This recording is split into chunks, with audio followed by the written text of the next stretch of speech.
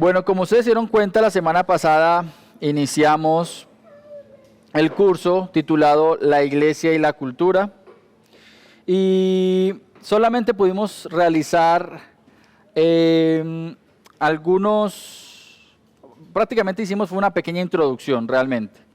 Entonces, lo que nos corresponde esta semana es entrar realmente a las definiciones de los conceptos o de los términos, ¿sí? Por aquí estoy ubicando el documento. Eso. Entonces, no voy a querer abordar todo lo que trabajamos la semana pasada, porque entonces repetimos otra vez el recorrido, ¿cierto? Solamente quiero apuntar unas ideas muy básicas. Uno, la semana pasada estuvimos hablando que toda persona nace en un contexto dado, determinado, y por lo tanto, no debemos asumirnos que ese hecho de que el mundo se acomoda a mí, sino que al contrario, uno llega a un contexto donde uno tiene que ver el entorno, identificar qué hay, muchas veces nos toca acomodarnos, así usted no quiera, y si no, pregúntese por qué está hablando español. Y si no, pregúntese por qué en muchas situaciones hay unos lugares donde uno se viste con más ropa y en otros lugares con menos ropa. Porque hace frío, porque hace calor, ¿cierto? Nosotros nos acostumbramos y nos adaptamos a ciertos contextos. Y esos contextos también condicionan nuestra forma de pensar y de ver el mundo. Eso es una realidad. Pero eso no significa que nosotros adaptamos y adoptamos todas las cosas que la cultura nos impone. ¿Por qué? Porque hay elementos que están relacionados con la fe y con la moral que no podemos asumir.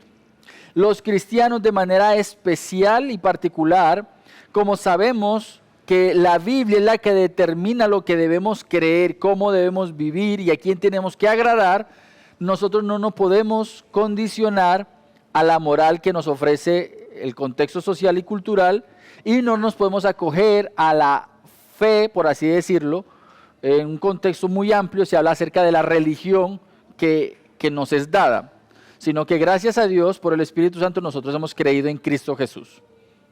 Idea 1. ¿La cogieron? Estaba muy larga. Ese es el resumen. Idea número 2. Cada vez que hay una batalla cultural, o digámoslo así, cada vez que la iglesia tiene una batalla con la cultura, la iglesia siempre pierde cuando se le olvida qué es la iglesia y cuál es el propósito de la iglesia. Vuelvo al punto. Cuando la iglesia olvida qué es y para qué existe, siempre termina perdiendo una batalla cultural. El enemigo de la iglesia no es la ideología de género. ¿Quién me puede decir quién es el enemigo de la iglesia? Satanás. Y solamente por eso, este personaje que tengo yo aquí en mano, ¿sí?, de quien estoy hablándoles, no se convierte en una persona par con quien yo pueda decir voy a guerrear una batalla. ¿Por qué? Porque él no está hablando desde la Biblia, porque él no está viendo el mundo desde la perspectiva de Dios, ¿sí? Pero muchas veces nosotros creemos que es algo que podemos hacer. Y no, eso no es el llamado de la iglesia. Ustedes saben que la Escritura dice que nuestra batalla y nuestra lucha no es contra carne ni sangre. Este sujeto está desarrollando una guerra contra carne y sangre y contra una ideología, pero él cree que puede batallarla desde la carne y la sangre. ¿Sí? La Biblia dice que la iglesia, por el contrario, tiene una batalla y una guerra espiritual. ¿Contra qué? Contra potestades, contra, ¿cierto?, ángeles. Y la pregunta es, ¿usted y yo podemos ganarle esa batalla a esas potestades? No. La Biblia dice que el que tiene la batalla ganada es Dios. Ahora, ¿yo qué tengo que hacer como iglesia? Obedecer. Conocer la Escritura y abrir la Escritura y presentar la verdad bíblica, y Dios tiene que hacer lo que tenga que hacer. ¿Sí? Entonces, la iglesia siempre pierde la batalla cultural cuando se le olvida qué es y cuál es su papel en este mundo. y lo vimos la semana pasada. La iglesia es columna y baluarte de la verdad. La iglesia es sal, o sea, preserva al mundo ¿de qué? De la corrupción moral, y la iglesia es luz. ¿Y qué hace la luz? Muestra el error, el contraste de la oscuridad. Y a partir de eso vimos 4 preguntas, ¿cierto? Y las respuestas más o menos están aquí. La iglesia enseña y preserva la verdad moral y espiritual. ¿Por qué? Porque nosotros hemos sido transformados por el Espíritu Santo. Como nosotros hemos sido transformados por el Espíritu Santo, nosotros podemos enseñar lo que es la verdad. La primera pregunta era, ¿por qué la iglesia lo puede hacer? ¿Por qué? Porque hemos sido transformados. La segunda respuesta que tenemos aquí dice que la iglesia lo hace porque ha sido regenerada por el Espíritu Santo y ha sido enviada a hacerlo. La segunda pregunta decía, ¿por qué lo tiene que hacer la iglesia? Y lo tiene que hacer porque es un mandato bíblico, porque Jesús le dijo a sus discípulos y por ende a la iglesia, vayan y hagan discípulos enseñándoles estas verdades. Y enseñar allí en el contexto bíblico tenía que ver no solamente con decir un discurso, sino con mostrarles cómo se veía ese discurso. ¿Sí? De tal manera que por eso es que la Biblia enseña que las personas que enseñan deben ser intachables. ¿Por qué? Porque no solamente debe verse o escucharse bonito, sino que tiene que verse bonito. Y la tercera pregunta tenía como respuesta que la iglesia es relevante cuando el evangelio es su corazón. ¿Cómo es que la iglesia se mantiene relevante a partir de la historia, en medio del tiempo? La iglesia es relevante cuando su mensaje es claro, el evangelio, de principio a fin. ¿Sí? Entonces, prácticamente eso fue lo que estuvimos trabajando la semana pasada. Resulta que la historia nos ha enseñado que nosotros llegamos a donde estamos porque hay un contexto histórico, hay un legado que nosotros recibimos. Y cuando hablamos en términos de la iglesia tiene unos precedentes y el tema de la historia y la cultura no es ajeno a esos precedentes. Entonces nosotros de alguna manera tenemos un legado también que debemos aprender a amar, ¿sí? Y el legado que tenemos en términos, en el tema de la iglesia y la cultura, son esos personajes que antecedieron a nuestra situación, que también libraron una batalla contra la cultura y que hoy por hoy los recordamos por ese hecho de haberse mantenido fieles. Y es bueno que usted y yo los tengamos en mente. Por ejemplo, tenemos a Justino Mártir, a Clemente de Alejandría, tenemos a Atanasio de Alejandría y tenemos un hombre que se llama Juan Crisóstomo. De manera especial yo quiero llamar la atención en Atanasio de Alejandría. ¿Sí? ¿Quién es Atanasio? Atanasio ni siquiera fue un obispo, ni siquiera fue un anciano de una iglesia. Este hombre fue un diácono. Y este diácono fue invitado al concilio de Nicea para acompañar al obispo de Alejandría. Resulta que en ese momento la mayoría de los ancianos de las iglesias de la antigüedad estaban defendiendo y predicando el arrianismo. Entre otras cosas, Cristo no es Dios. ¿Y qué tiene que pasar? Ojo con esto. ¿Qué tiene que pasar para que en un contexto donde el 99% de los ancianos que predican el arrianismo de un momento a otro sean vencidos por el 2% de unos ancianos que enseñan la verdad bíblica acerca de que Jesús es Dios? ¿Qué tiene que pasar? Tiene que pasar algo muy sencillo. Si usted sabe que esa es la verdad, muere por la verdad, punto y se acabó. Porque usted ha sido llamado, como lo vimos, a sostener la verdad, punto. Ya. Y este hombre prácticamente se quedó solo en medio del concilio defendiendo la verdad de que Jesús era Dios. Y la pregunta que yo les puedo hacer es, ¿será en nuestra realidad actual que nosotros tenemos un legado de la defensa de Atanasio en nuestras vidas? ¿Por qué usted y yo todavía hoy predicamos que Jesús es Dios? Podemos decir que Dios está al control de la historia, pero podemos decir que el valor de este hombre para defender una realidad en un contexto cultural nos ha alcanzado porque él tuvo el valor de defender esa verdad. Era fácil. Él pudo haber dicho, si me alineo a la postura popular, me puede ir bien.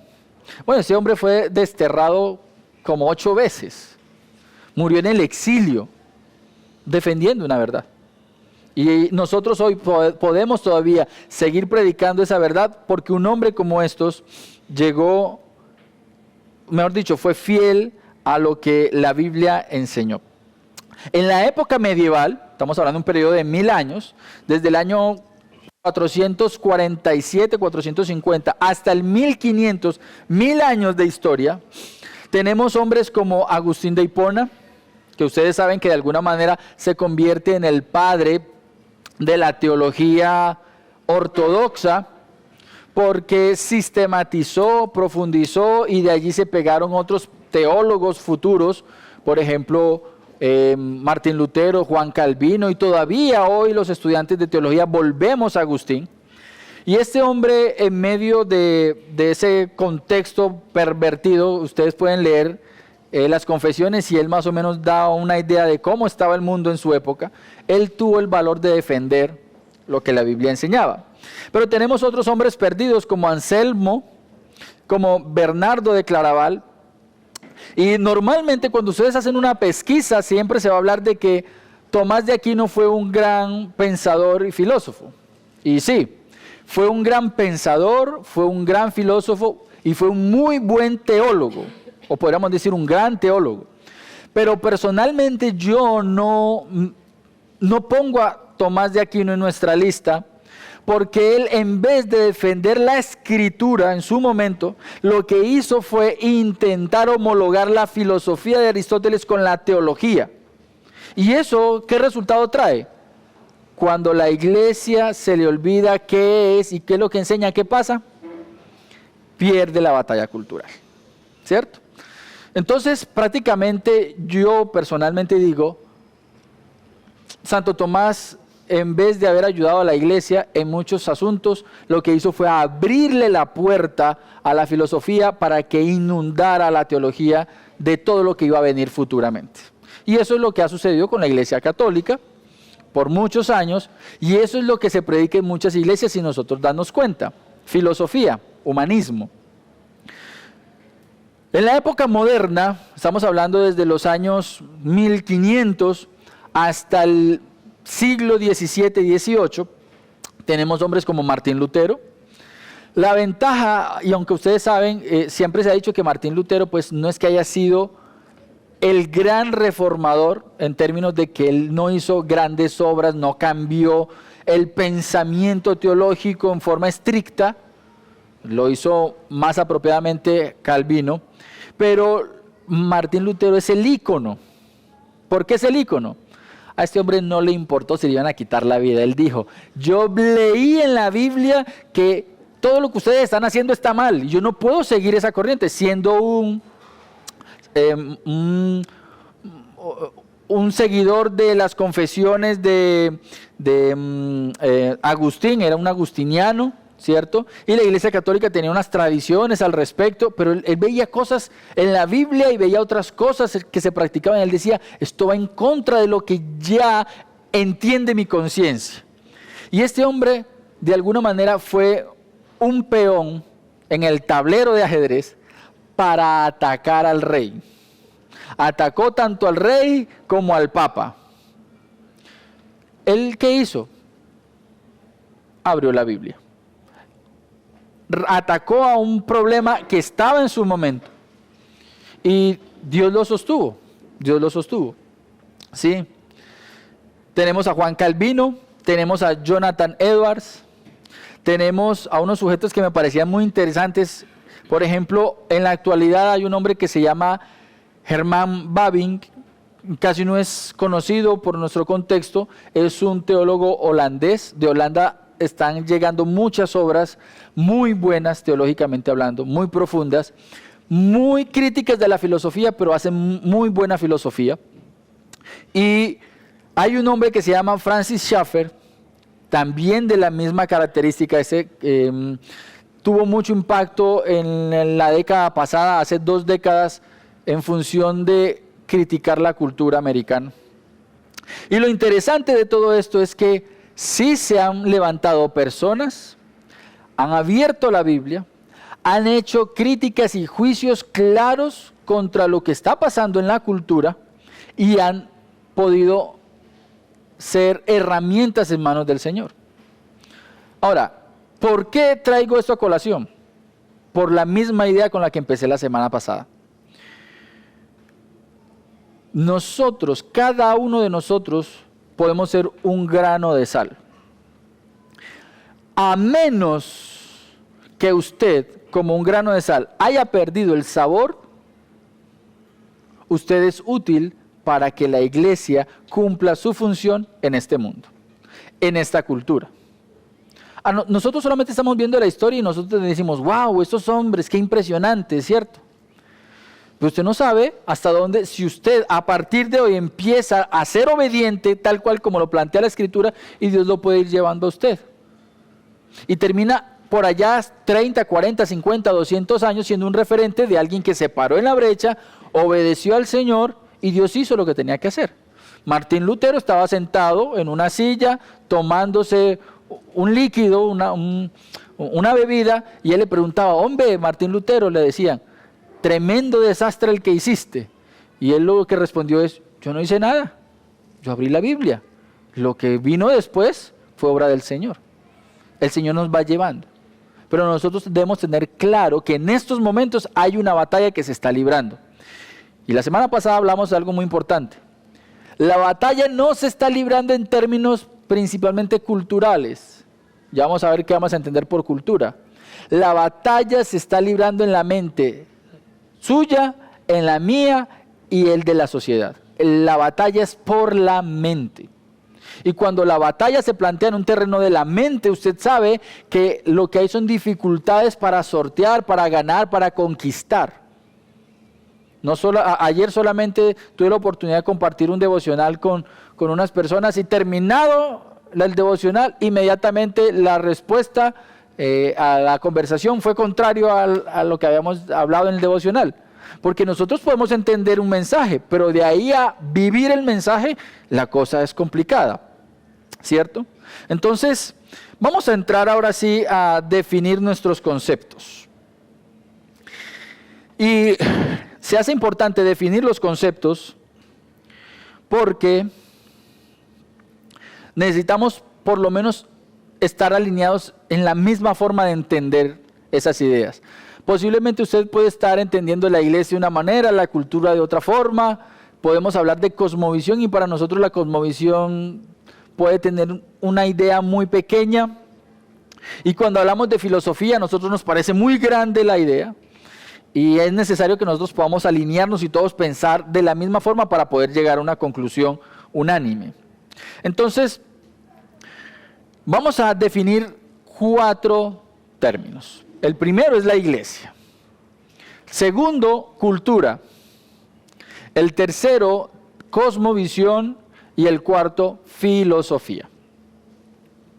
¿Vamos bien? ¿Cuáles son los conceptos que vamos a desarrollar?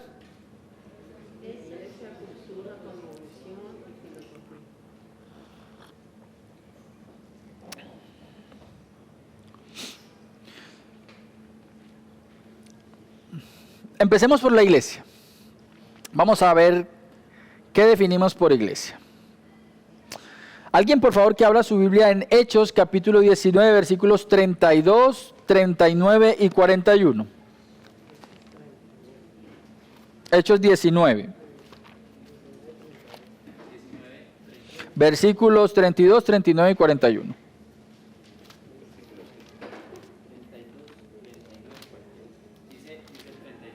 Espera un momentico.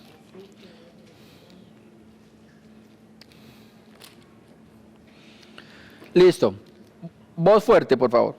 Así que unos gritaban una cosa y otra cosa, porque había confusión en la asamblea y la mayoría no sabía por qué razón se habían reunido.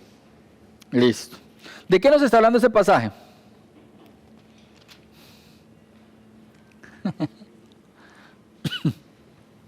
¿De qué está hablando ese pasaje? No, ¿cuál es el contexto? Ustedes saben que yo soy un amante de la hermenéutica, el contexto. ¿De qué me está hablando el contexto? Entonces tienen que devolver, mirar a ver por lo menos qué le dice el título. Resulta que Pablo estaba en Éfeso, pasó en algo en Éfeso, ¿cierto?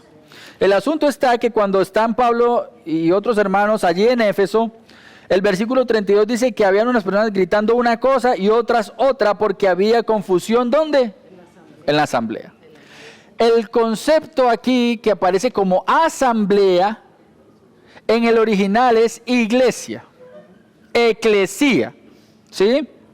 Lo mismo va a pasar en el versículo 39, dice así: pero si demandáis algo más que estos, se decidirá en asamblea legítima. ¿Qué es asamblea? Una congregación. Versículo 41. Y habiendo dicho esto, despidió ¿a quién? A la asamblea.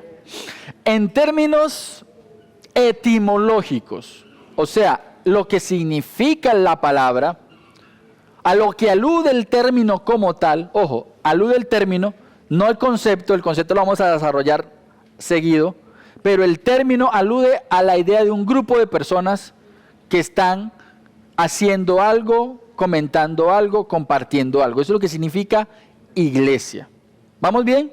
Ahora, la Biblia me muestra de manera conceptual, un concepto tiene como propósito comprimir una idea para que quede en una palabra.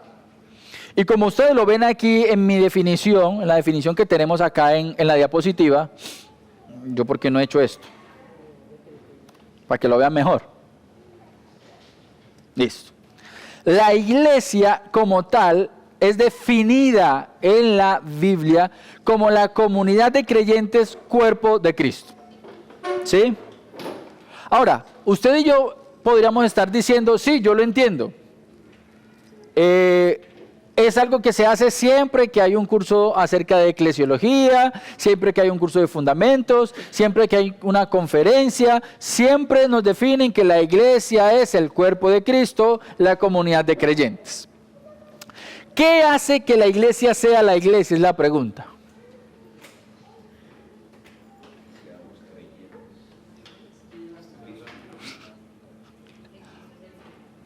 La iglesia es iglesia porque le pertenece a Dios. Si no fuera otra cosa. Si usted se da cuenta que un grupo de personas que comparten un territorio no se llaman iglesia, ¿cómo se llaman? País, nación. ¿Sí se dan cuenta? Ustedes se dan cuenta que hay personas que se agrupan y van a torneos de deportes, deportistas por ejemplo, a un mundial, y no van a un mundial de iglesias, por ejemplo, van a un mundial de fútbol, atletismo, porque lo que los convoca, los une es ¿qué? Cierto deporte. ¿Qué une a la iglesia bíblicamente hablando? Cristo. Eso es lo que hace que la iglesia sea la iglesia.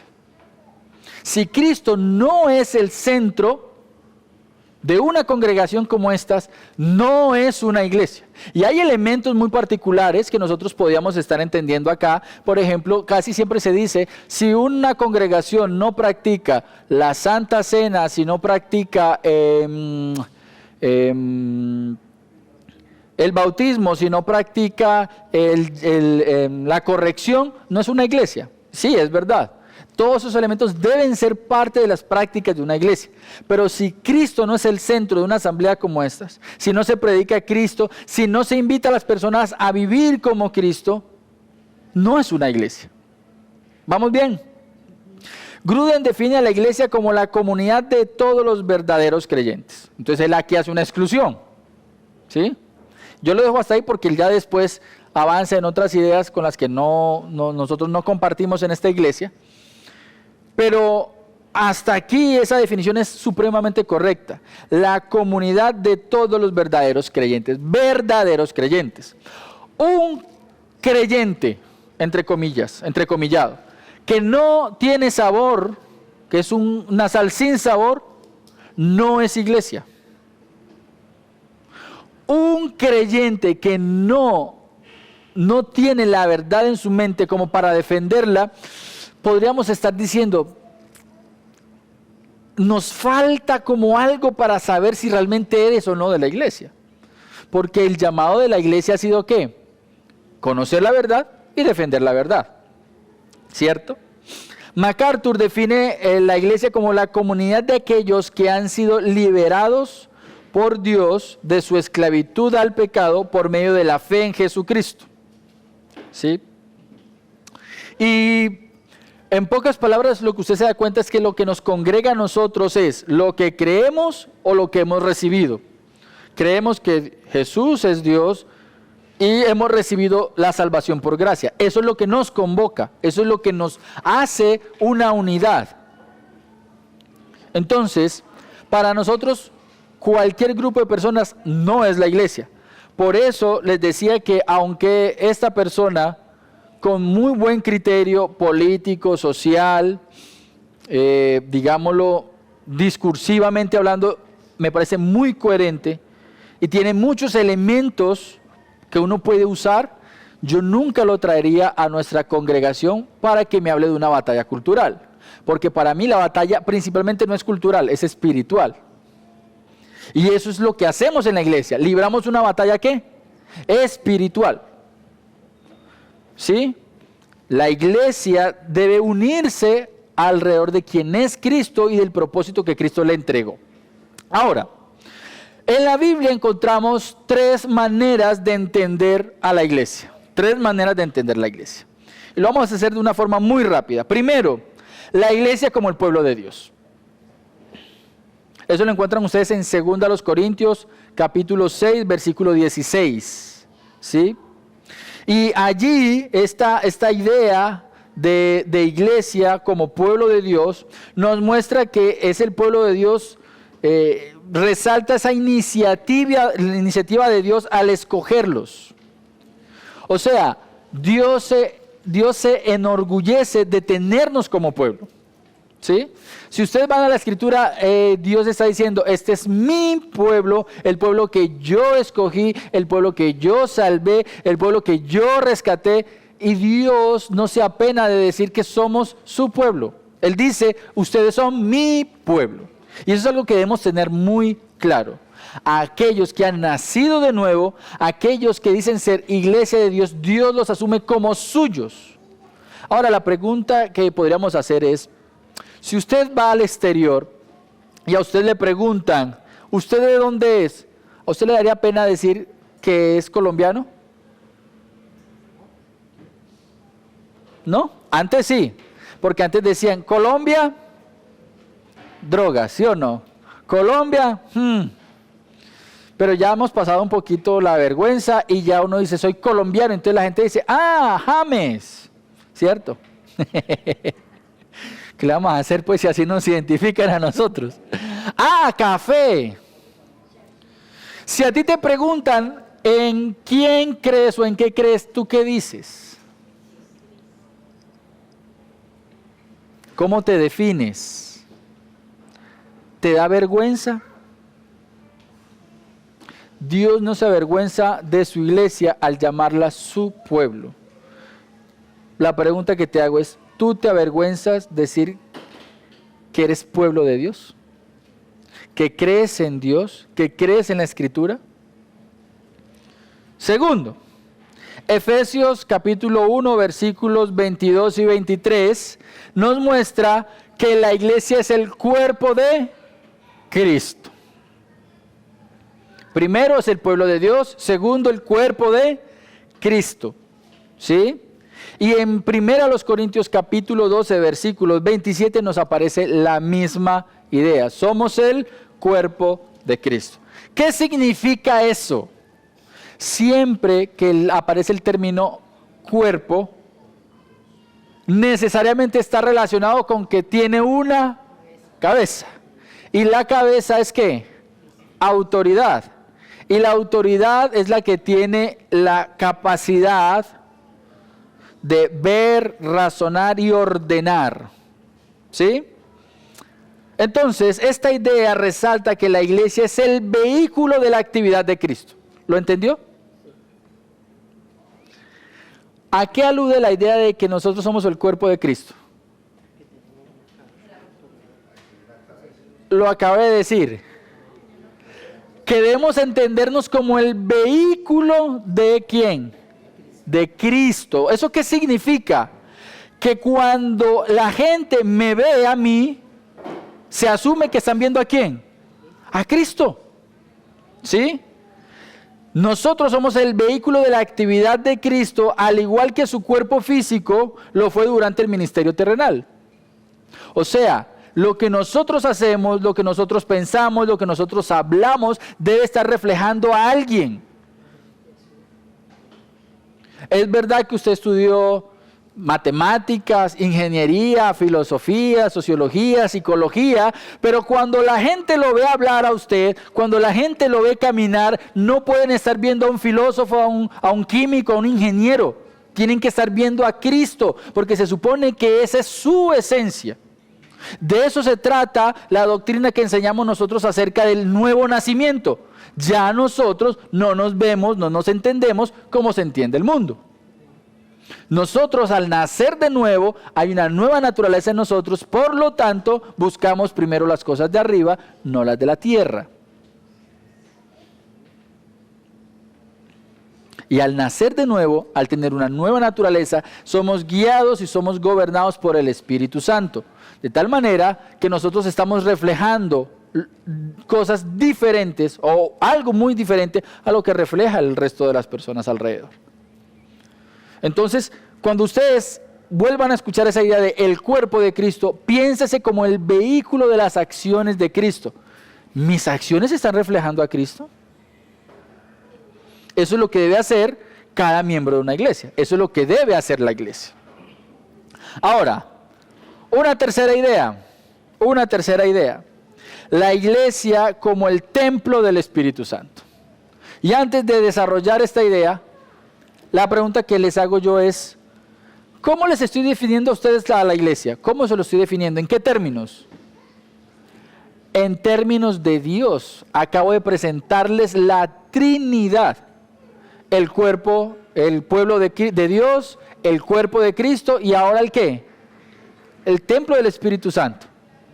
¿Les parece suficiente motivo como para tomarnos en serio el hecho de ser iglesia? Si lo somos. Somos el templo del Espíritu Santo. Primero a los Corintios capítulo 3, versículos 16 y 17. Y también lo encuentran en Efesios capítulos 2, versículos 21 al 22. Y cuando hablamos de que la iglesia es el templo del Espíritu Santo y de manera independiente cada uno somos el templo del Espíritu Santo, la idea de que el Espíritu Santo mora en, hace alusión a que no es el templo lo importante, sino lo que habita en el templo. En el curso de historia de la iglesia vimos la importancia de un templo en una ciudad y lo que simbolizaba. No puedo volver a retomar todo eso, pero la idea aquí es, la característica del Espíritu de Dios es que es santo. Por eso se llama el Espíritu Santo. Y si la Biblia dice que el Espíritu Santo mora en alguien, es porque la evidencia de que esa persona pertenece a Dios y a Cristo es que su manera de vivir se ve como santa. Ahora, aquí el Espíritu Santo, el término santo, cuando se atribuye al Espíritu como tal de Dios, se debe entender de las dos maneras comunes: apartado y sin mancha. De tal manera que nosotros nos debemos asumir como apartados por Dios y para Dios, y que debemos reflejar santidad. Sé que no somos perfectos, sé que todavía tenemos y libramos una batalla en nuestro cuerpo contra el pecado, pero la evidencia de que pertenecemos a Cristo es que reflejamos también esa santidad. Y la principal evidencia de que habitamos y vivimos en santidad es que peleamos a muerte contra el pecado. Es la primera evidencia, que hay una lucha contra el pecado en nosotros, en nuestra mente. nos incomoda. Y puede ser una lucha que puede durar 2 meses, 4 años, 10 años, y estamos ahí luchando con eso, pero nos incomoda. Y eso puede ser con una práctica o con un pecado, y sabemos que nosotros no luchamos con un solo pecado, sino con varios pecados en nosotros, porque todavía estamos atados a este cuerpo, pero hay una lucha. El problema está cuando decimos ser cristianos y no hay luchas. Y el problema principal es cuando asumimos una batalla no en términos de santidad, sino en términos de moralidad. Porque el mundo, la sociedad y la cultura batalla desde una perspectiva moral.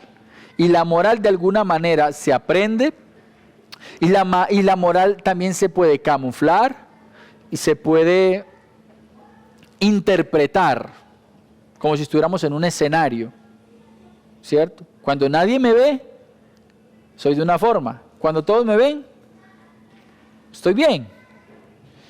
Pero la batalla del cristiano es por la santidad. ¿Por qué? Porque el Espíritu Santo habita en él. Y eso es importante que lo tengamos en cuenta. De tal manera que termino así. Las estructuras de la iglesia, incluso aunque a veces pocas personas se reúnan, son prueba de la realidad de lo que llamamos la iglesia. La iglesia se menciona en los medios de comunicación, pero sin mucha especificación de lo que significa. Erickson en este comentario lo traje y me llamó mucho la atención porque Erickson lo que quiere decir a partir de este comentario, de esta frase, es que la iglesia es la evidencia real de que Dios, Cristo y el Espíritu Santo son reales.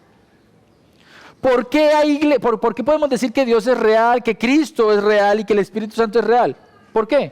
Porque la iglesia existe, usted escucha de ella, usted ve que se reúne, usted ve que hacen cosas. Ah, la iglesia existe, sí, Dios existe. Y por eso he traído estos 3 definiciones que hace la Biblia acerca de cómo entendernos como iglesia. Pueblo de Dios, cuerpo de Cristo, templo del Espíritu Santo. Si usted y yo entendemos la iglesia en esos términos, usted va a entender que la iglesia tiene que ser totalmente distinto a lo que la cultura nos presenta. Usted debe ser totalmente distinto a lo que su entorno le ofrece. ¿Sí? Voy en el concepto 1, faltan 3. Avancemos. Segundo concepto, la cultura.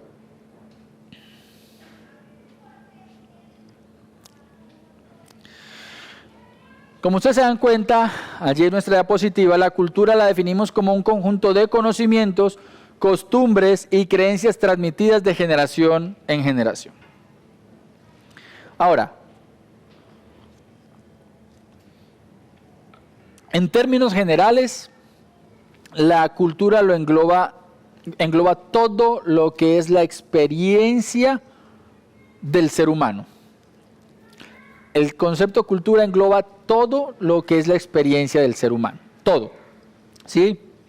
Y yo aquí tengo una lista, 11 maneras diferentes en que se intenta definir la cultura.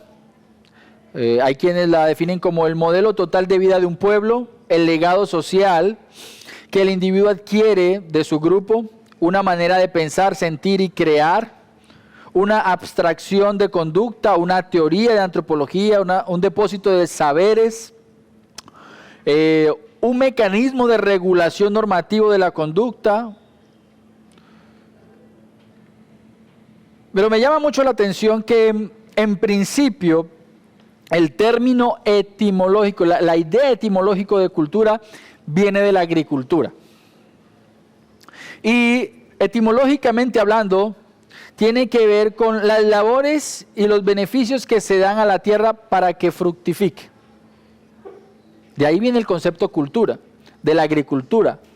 Lo que usted hace, la manera como prepara las cosas, como trabaja la tierra de tal manera que cuando usted ponga una semilla, ¿esa semilla qué?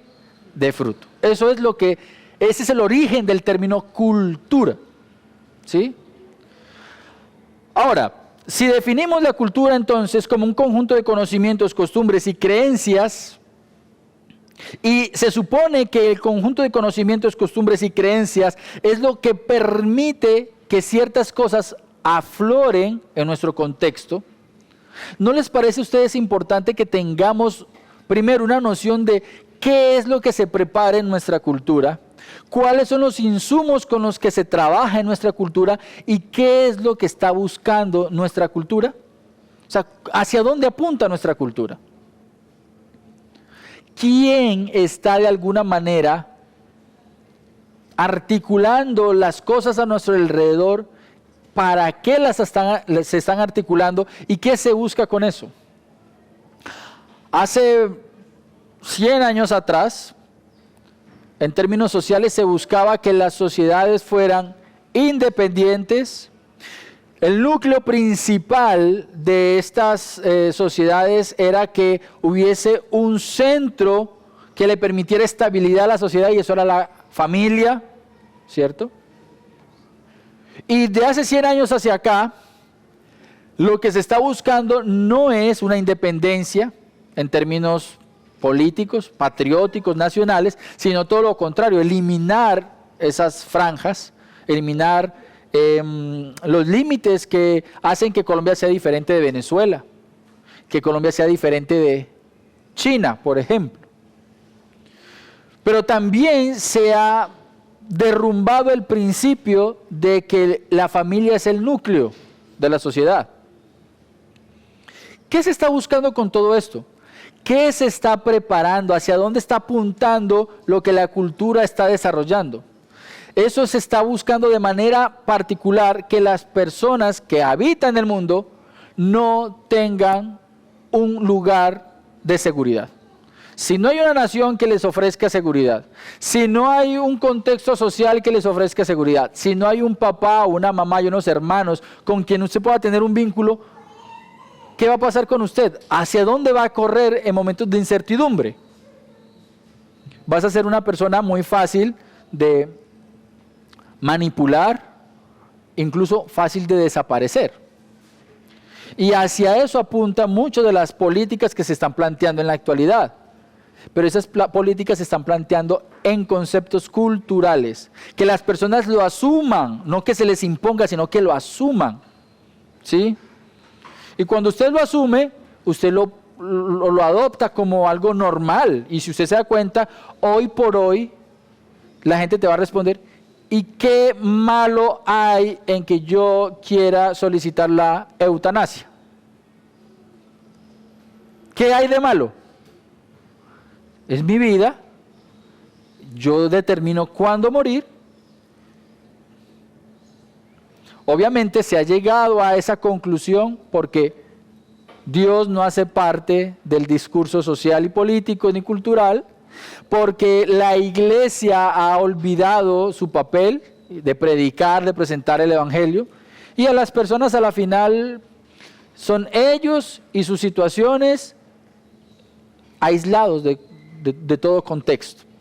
Entonces, es importante que nosotros entendamos que lo que usted haga hoy en su entorno, con su familia, su esposa, sus hijos, sus hermanos, todo lo que usted y yo hagamos hoy, la manera como hablemos, las prácticas que desarrollemos, el simple hecho de orar, así tu hijo no entienda lo que está pasando, ¿sí? Es legar una piedad que obviamente no depende de ti y de mí que él crea en Cristo y sea salvo, pero depende de nosotros como iglesia enseñar lo que es piadoso, entre otras cosas. Ahora, la Biblia nos presenta una idea de cultura. Siempre se ha hablado de que Génesis 1 y 2 nos presentan a nosotros el mandato cultural. Mandato cultural. En Génesis capítulo 1 y 2. ¿En qué consiste? Génesis 1 y 2 nos habla a nosotros de que hay una ordenanza. El hombre se une ¿a quién? A la mujer. Y tienen un propósito, crear una familia que apunta a hacer la voluntad de Dios, dominar o administrar la tierra y procrear. Y ahí encontramos la base del mandato cultural. ¿Cuál es el propósito del hombre en la tierra? Hacer la voluntad de Dios. ¿Dónde? En la tierra y en su familia. ¿Cierto?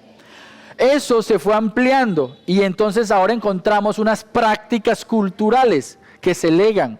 Hay unas que se aprenden, hay otras que vienen adquiridas. Por ejemplo, arte, música, educación, ingeniería, arquitectura, son manifestaciones del hacer del hombre. Todo lo que el hombre hace refleja en qué cree, a quién venera. No en vano, mucha de lo que era la práctica artística y las obras artísticas de la época medieval, por cuanto eran dominadas por una institución religiosa, las iglesias, las casas, los libros, la pintura, todo apuntaba a la religión. Hoy por hoy, ¿a dónde apunta? Es la pregunta. ¿Hacia dónde apunta el arte hoy? ¿Usted ha visto las obras de arte? ¿Usted sabe que hoy en día una obra de arte puede ser un banano pegado en la pared con una cinta gris? Tiene concepto, es verdad. Quiere hacer una crítica social, es verdad. Pero no apunta a Dios, porque a Dios ya lo sacaron hace mucho tiempo del colectivo social, del pensamiento. La Biblia enseña que el mandato cultural para el hombre y para la iglesia está en Génesis 1 y 2.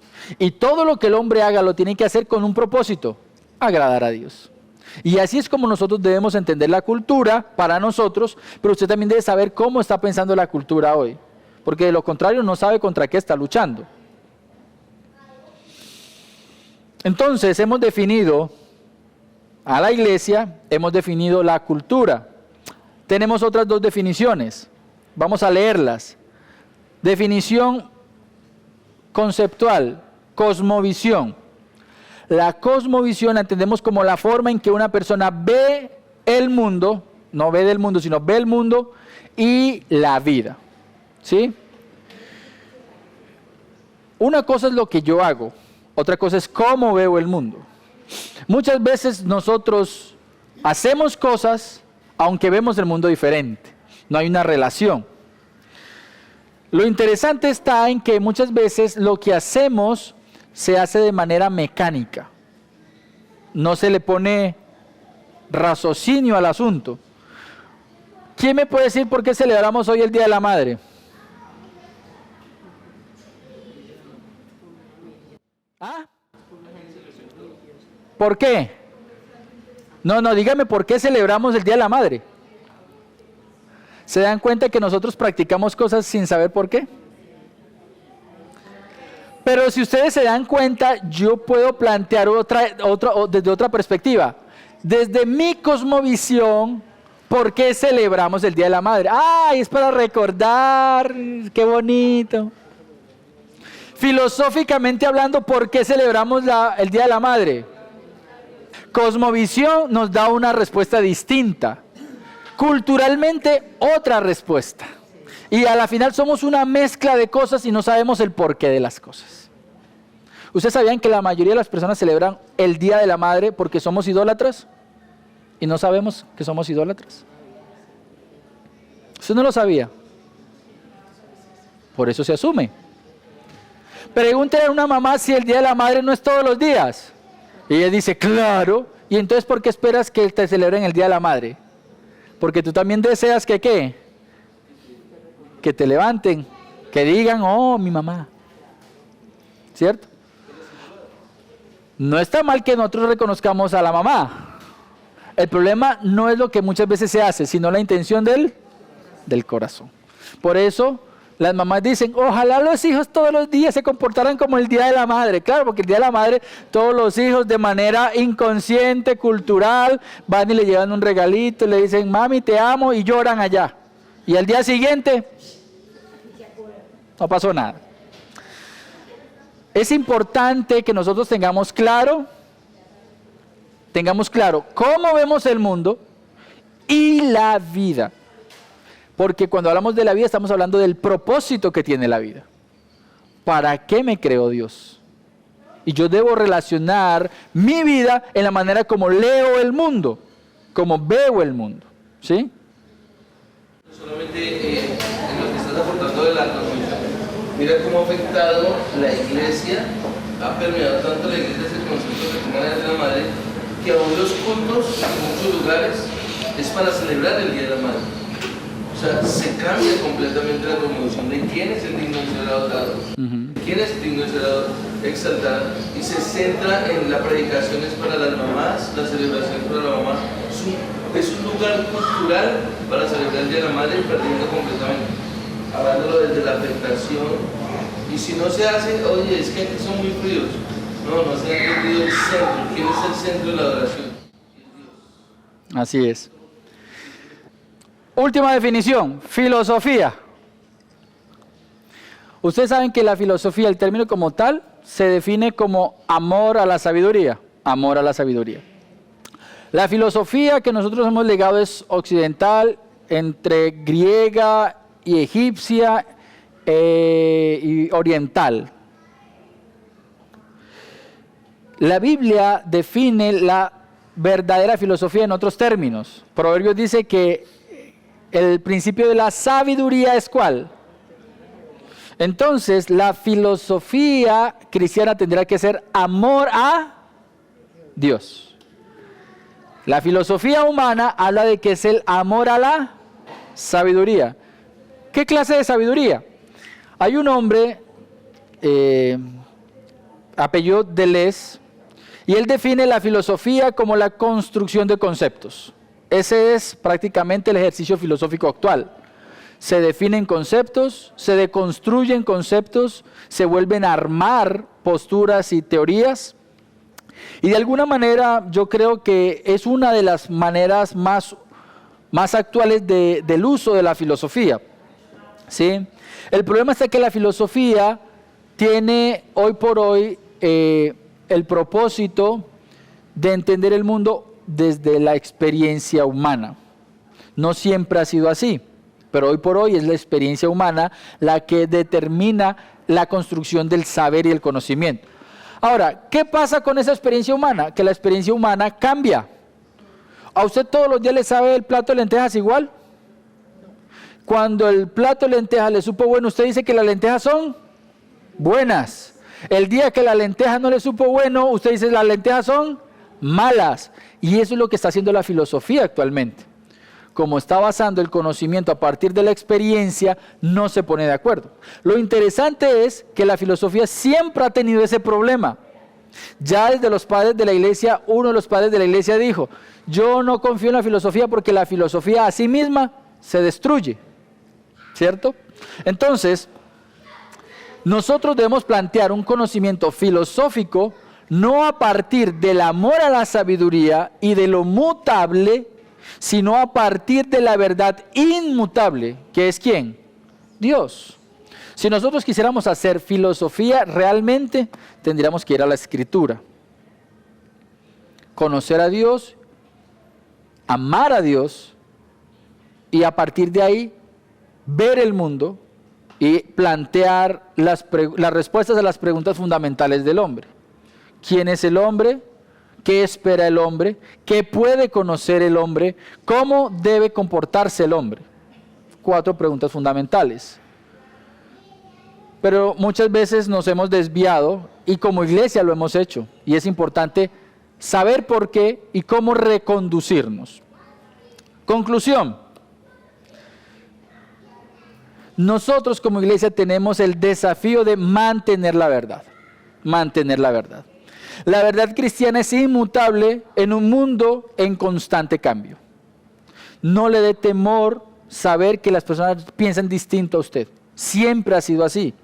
Dele temor si usted está pensando algo distinto a lo que ha pensado la iglesia normalmente o lo que ha predicado la iglesia normalmente.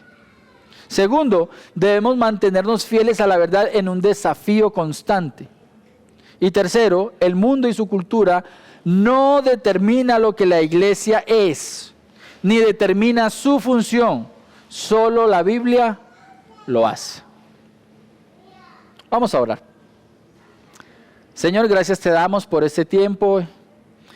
Y permítenos, Padre, poder comprender esos retos que tenemos frente a nosotros, frente a nuestros ojos. Ayúdanos, Señor, a amarte, y a no vender, Señor, tu verdad por nada de lo que este mundo ofrezca. Es nuestra petición en el nombre de Cristo Jesús. Amén y amén.